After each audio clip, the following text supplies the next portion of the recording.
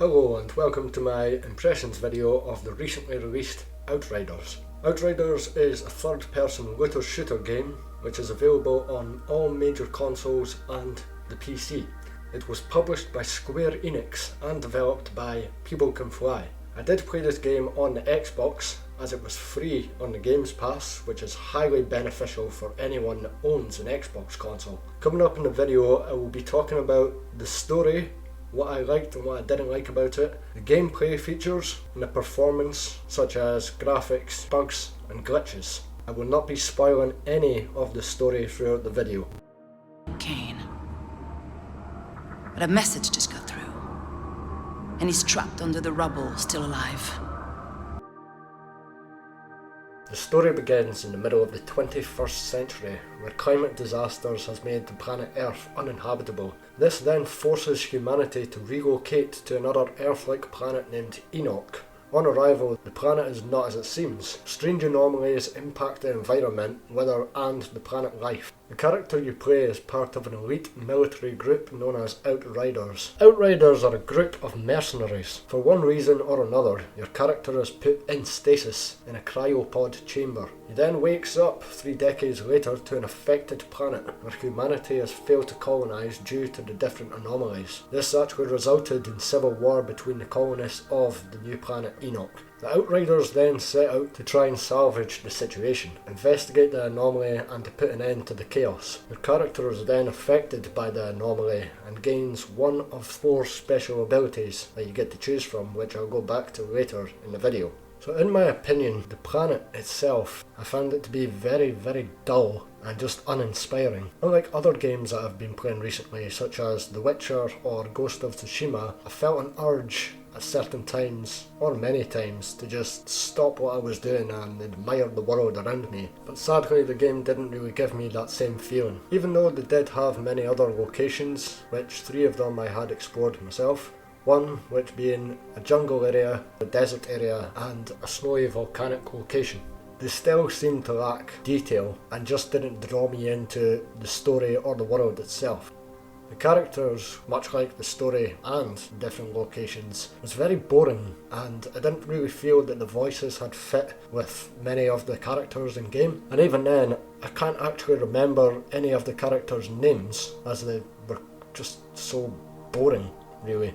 The story itself, it did start off very well, but it didn't really lead on to anything, so it seems the developers have got a solid foundation for the story, but they just haven't really executed it very well.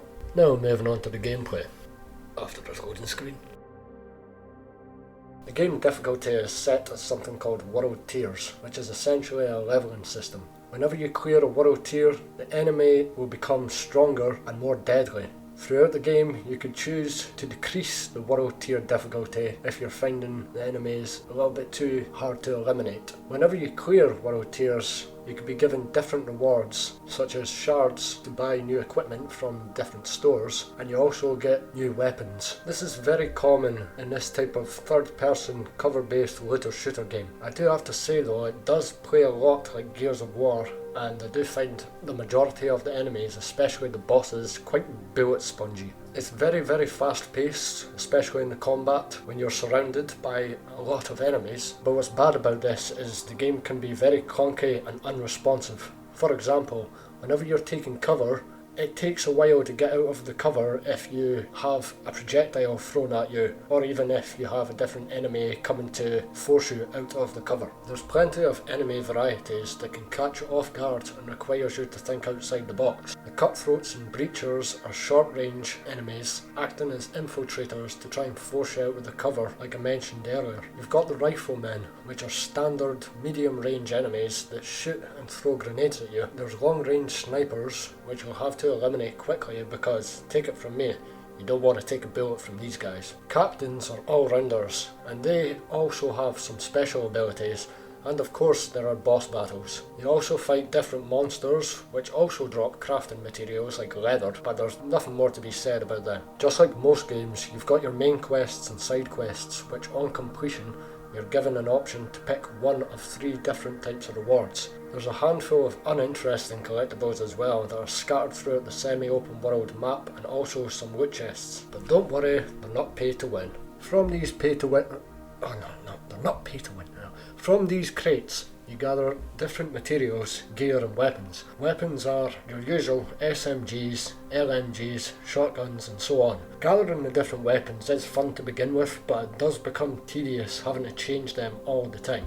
Speaking of weapons, that brings me on to crafting. Throughout the game you can harvest minerals to increase the levels and efficiency of your loot. It also allows you to craft mods for later on in the game. Mods themselves are used for the different weapons and armour throughout playing the game. My favourites out of all the vast array of mods have to be the healing, which just had fit perfectly with the different power that I had chose, but the one that I like to apply to my weapons was freeze. As you can imagine, it freezes and stops the enemy in their tracks for a specific amount of time and allows you to get in to find different cover or take a different approach in combat. As I briefly mentioned earlier in the story, you start off by choosing one of 4 different powers. These powers go from long range, medium range, close range and another close range form of tank power up. Myself, I went for the Pyromancer medium range ability, as this allows you to recover health on killing blows with the certain abilities that you choose, and it was just the all-round balanced power that I thought you had to choose.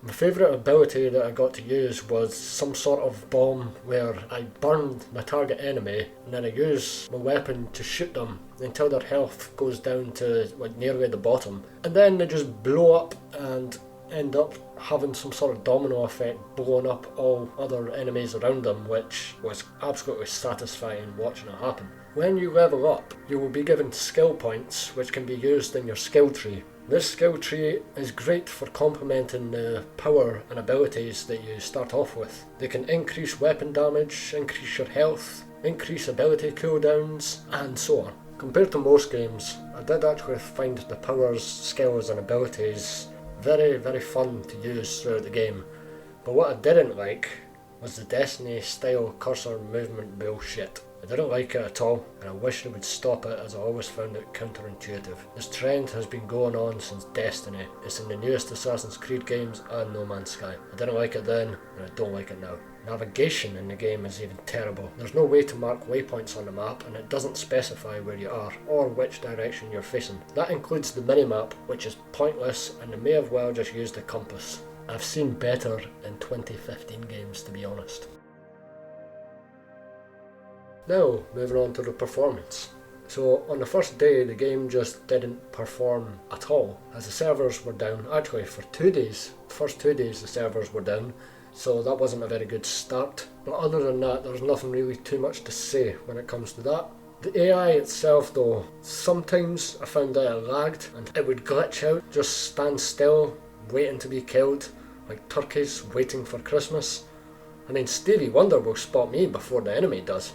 Finally, as you can see by the thumbnail of this video, the game was saturated in loading screens. You go through a door, loading screen. You squeeze through a gap, loading screen. You speak to a character, what do you get? A loading screen! Even checking your inventory has a mini loading screen. I think you get the point. Overall, besides from what I mentioned, the game does perform well and has a stable frame rate. It seems like the server issues have also been resolved. So to wrap up the video, I would like to say Outriders is an all-round decent title that has its flaws. I would recommend this game if you're a big fan of the looter shooter genre, because there is a lot of fun to be had here, especially if you play co-op with friends. But if you prefer a solo experience like me, then I can't justify paying full price for this game. You can always check it out on Xbox if you have the Gamepass. It's free after all. And that just about wraps it up. If you enjoyed this video, feel free to leave a comment down below. Hit the like button and subscribe so you don't miss any of our content. Thank you for watching. Oh, we got eyes on some kind of... A loading screen!